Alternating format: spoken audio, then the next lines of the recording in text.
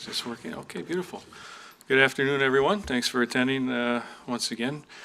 I want to start out by acknowledging that I think our interactions at the end of yesterday's press conference went a little sideways. So I apologize if some of you feel that I didn't fully answer your questions. Our main focus here really is to get these people in custody who are responsible for these acts, inform our community with as much information as we can, as quickly as we can, and that's exactly what we attempted to do. So I'm going to turn it over to Captain Alfelt. He's got some very exciting updates and information that I think will go a long ways in alleviating public safety concerns that many of you asked about yesterday. Sir? All right. Thank you, Chief. And good afternoon, everybody. Thank you for being here again. As we announced yesterday, in the early morning hours of August 3rd, there were 2 homicides committed within the city of Fargo in a very short period of time. One in the 50 block of Broadway, in which 20-year-old victim Azim Holmes was murdered. 2 others were injured at that location from gunfire. And a second in the 4700 block of 16th Avenue South, in which 20-year-old Elijah Hughes was murdered. Today we're here to announce the arrest of Ciandre Douglas, a 20-year-old with no permanent address.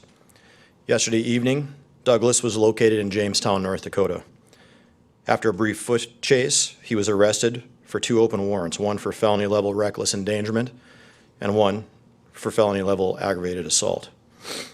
The open reckless endangerment and aggravated assault warrants had been issued by the Cass County State's Attorney's Office last week and are in relation to a shooting incident in South Fargo on July 22nd. In that incident, one individual was struck by gunfire. During Douglas's arrest, multiple items of evidence were collected. Late last night, evidence from the scene connected Douglas to the murder of Elijah Hughes. At 12:20 p.m. today, Ciandre Douglas was placed under arrest at the Cass County Jail by Fargo Police Department Criminal Investigations Division's detectives for the murder of Elijah Hughes. Douglas was also placed under arrest at that same time for another felony-level reckless endangerment incident in the 10 block of Broadway that occurred on July 6th of this year. We are working closely with the Cass County State's Attorney's Office as they pursue charges against Douglas for all 3 of these deadly or potential deadly incidents within the city. We are still in the process of apprehending suspect 19-year-old Tyreek Jones for the murder of Azim Holmes on August 3rd. That was the incident that occurred in the 50 block of Broadway. He is considered to be armed and dangerous. Any information on his whereabouts should be given to the Fargo Police Department through the tip line or tip 411. I want to take another moment to celebrate the great effort members of the Fargo Police Department Criminal Investigations Division has put in within the last 58 hours since this occurred. 37 sworn and 7 civilian employees within that division have put in a total of 648.75 hours within 58 hours. A total of 13 search warrants have been written to locate and obtain evidence. I want to acknowledge the outstanding teamwork within every division of the Fargo Police Department and to extend our appreciation for the incredible partnership with every law enforcement agency within the Fargo-Moorhead area, including the Cass County State's Attorney's Office, also our federal partners, all of which have contributed in one way, shape, or form to the most recent arrest and to the continued pursuit of Tyreek Jones. Jamestown Police Department was an incredible help in yesterday's warrant arrest, which eventually led to this morning's arrest for homicide. Finally, the Fargo Police Department would like to extend condolences to the family of Azim Holmes and Elijah Hughes for their devastating loss. I'm open to answer any questions at this time.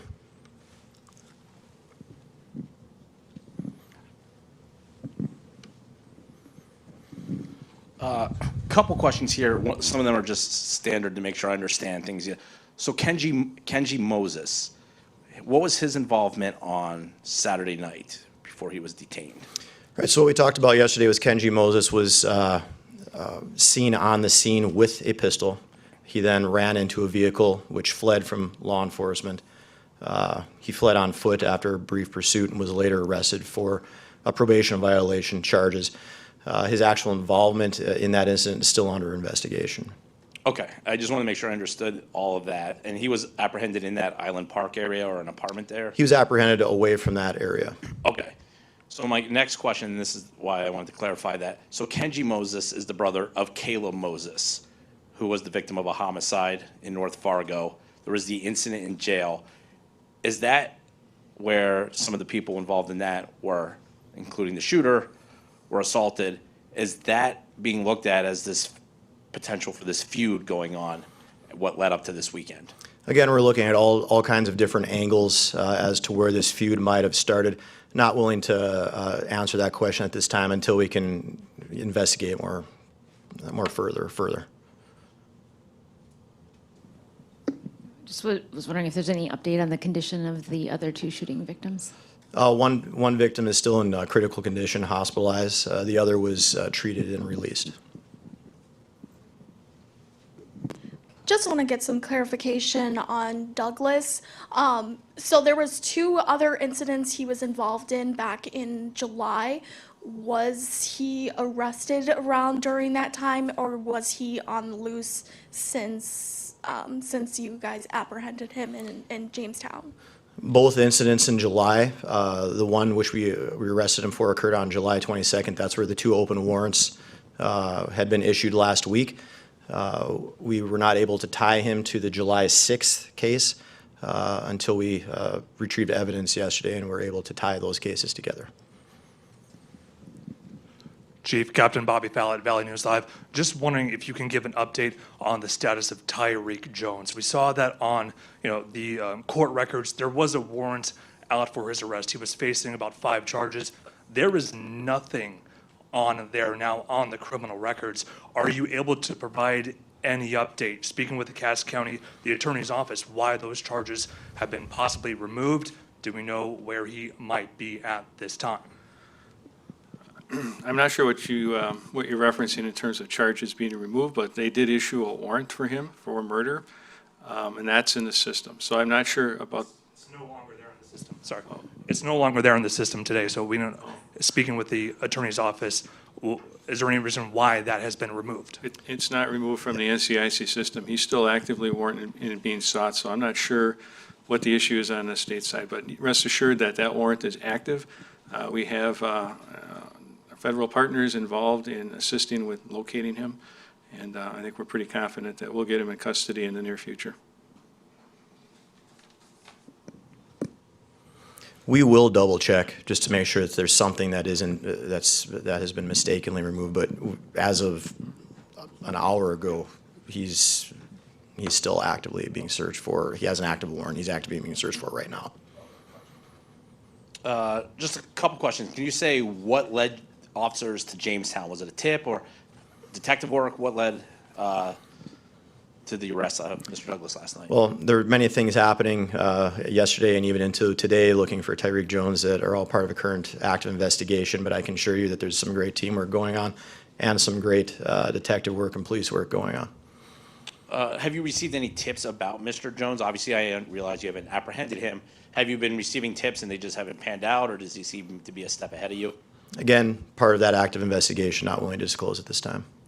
And But we would encourage people that if they do have tips or any information on the whereabouts of Tyreek Jones or any information about any of these incidents to reach out to the Fargo Police Department, either on our tip line or tip 411. those other 2 victims, can you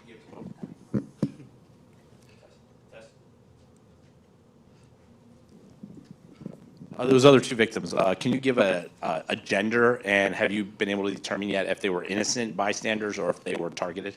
Their involvement in the incident is still under current investigation. 2 male victims. This one's for Chief Zabalski, Austin Erickson, Flag Family News. This morning, Mayor Dr. Tim Mahoney was on the flag with Scott Hennon, and he said he's concerned about the police chief's ability to lead. We also had many callers call in yesterday asking for your resignation or firing. You are meeting with the mayor. What did those discussions look like? I actually haven't met with the mayor yet. What was that? I haven't met with the mayor yet. Okay. You also began this press conference. I believe you said, "I'm sorry if you were offended." What message to the community would you have? Because Commissioner Turnberg said that you came across smug and arrogant. Well, Commissioner Turnberg wasn't at the press conference. However, I think I said I apologize if you think I didn't fully answer your questions. And really, that's the extent of it.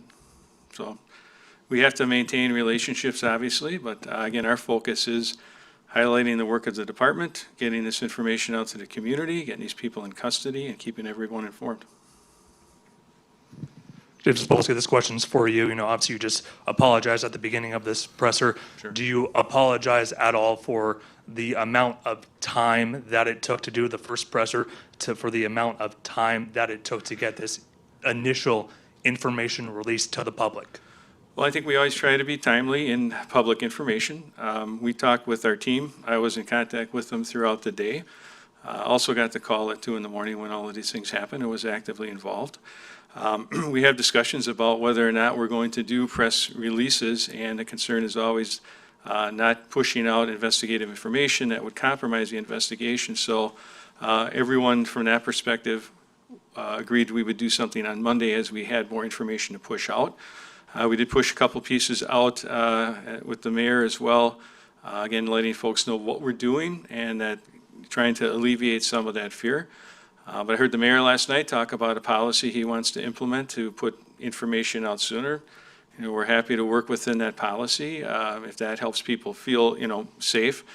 Certainly, we don't want them to feel unsafe.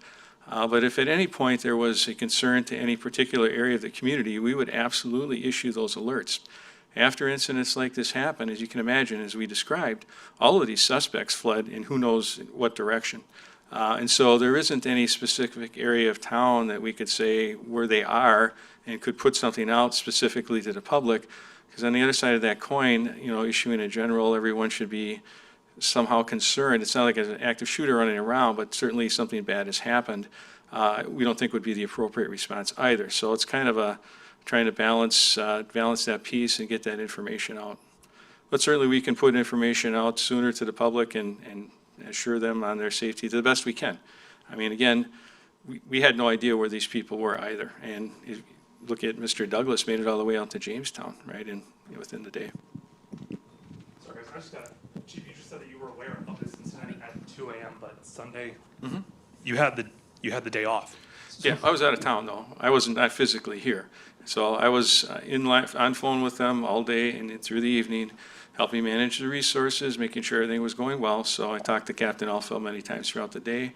And so those communications were ongoing. Is there a reason why you couldn't have just said yesterday you were out of town instead of? I could have just said that. Yeah, I think again, I just felt like the questioning was getting beyond the focus of the press conference. And I want the focus of the press conference to be on information to the community versus personal questions about myself, but yes, I could have said that yesterday, sure. Chief, this is for you. This morning, 2 city commissioners have called for your resignation. The mayor publicly said on the radio he questions your ability to lead this department. What's your response? I think commissioners are entitled to their opinion. I don't question my ability to lead at all, and I'm certainly looking forward to the conversation with the mayor. There was also discussions with the mayor and also Commissioner Dave Pepcorn, who mentioned that you said that there is more staff that is needed for the police department, and you said that on the scene there were officers that had responded right away, but a need for more departments to come in to control the unruly crowds there. I know that Pepcorn mentioned that there probably needs to be more police officers in the downtown area after the bars close. What is your response on that? Do you think that there needs to be more officers that are hired within the police department? Well, I think there's something that we absolutely agree on. And I have been saying that for several years, asking for additional full-time sworn positions. And that's the only way that you actually staff all the areas of the city, including the downtown. We are understaffed compared to our comparable others and the state and national average. And so that's what we've been working on going forward, and that is something that only the commission can approve.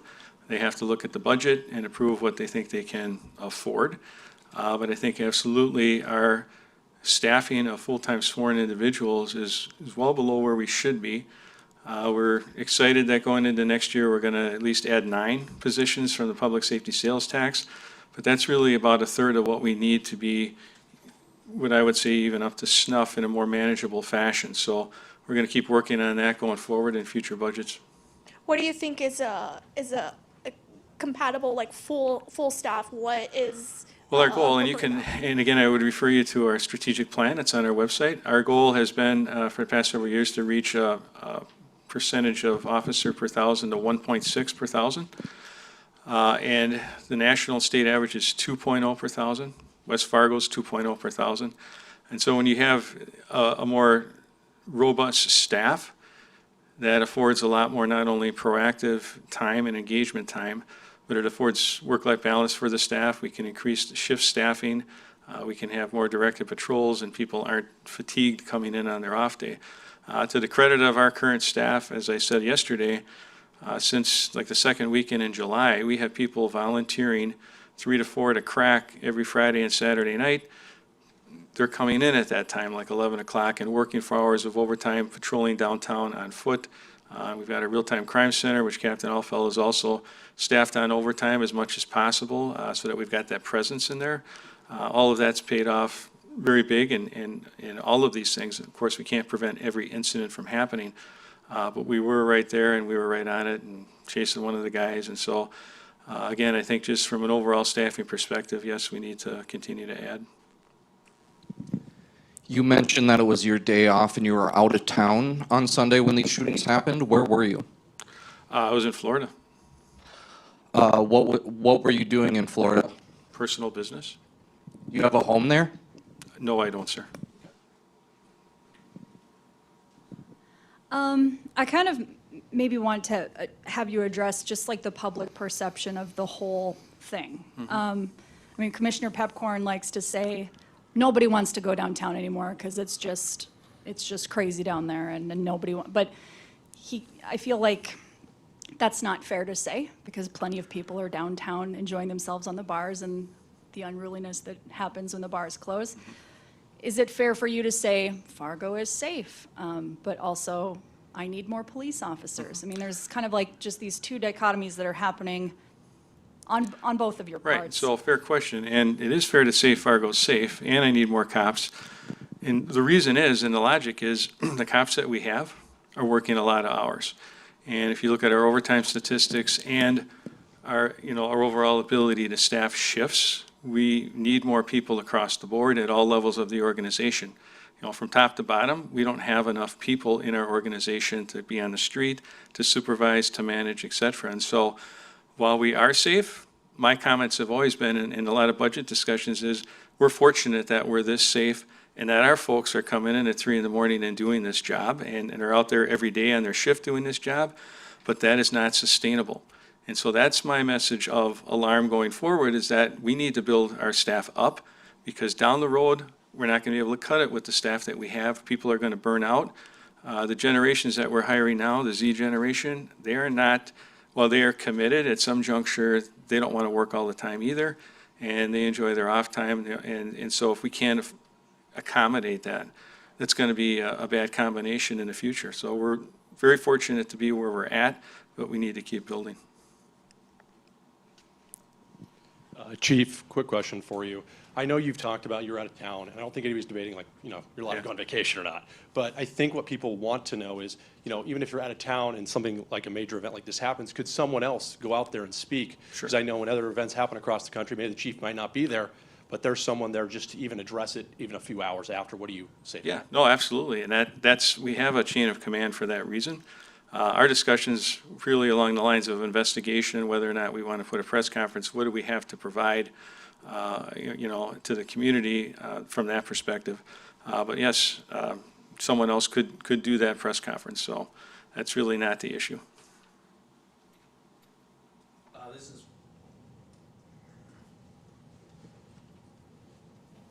I'm not tech savvy.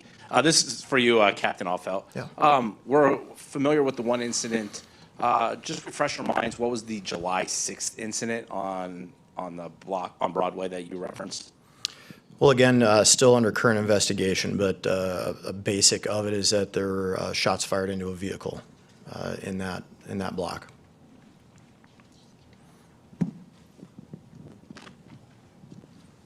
Chief, this question is for you.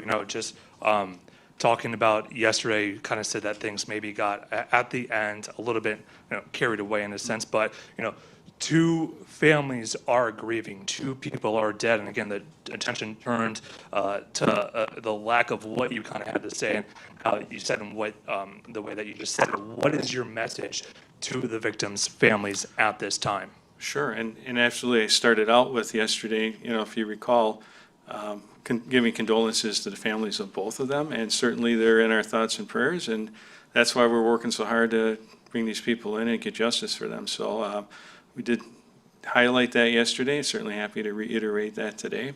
I think that's the feelings of all of our personnel as they work on these cases, and as Captain Alfeld covered, that amount of personnel, that amount of hours, that's a lot of time commitment on these cases.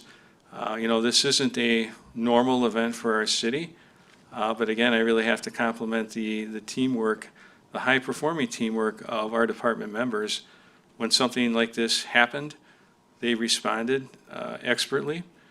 We work with our partners to help manage all these different scenes and the crowds, and from that perspective, I think it has gone as well as it could be done. And again, I would say that to be, where are we, 2 days in, 2+ days following the incident, to have one person in custody, the second one being sought, I think that's tremendous. You don't see that in every city either, and again, I think that goes towards the competency of our team across the board. They do an excellent job. Can you mention at all at any time, where do we think Tyreek Jones is? Do we think he's still in the state of North Dakota? Sure. We can't comment on that, but we are actively looking for him. All right, that was the final question. Thank you, everyone. Thank you. Mayor Mahoney, do you have any?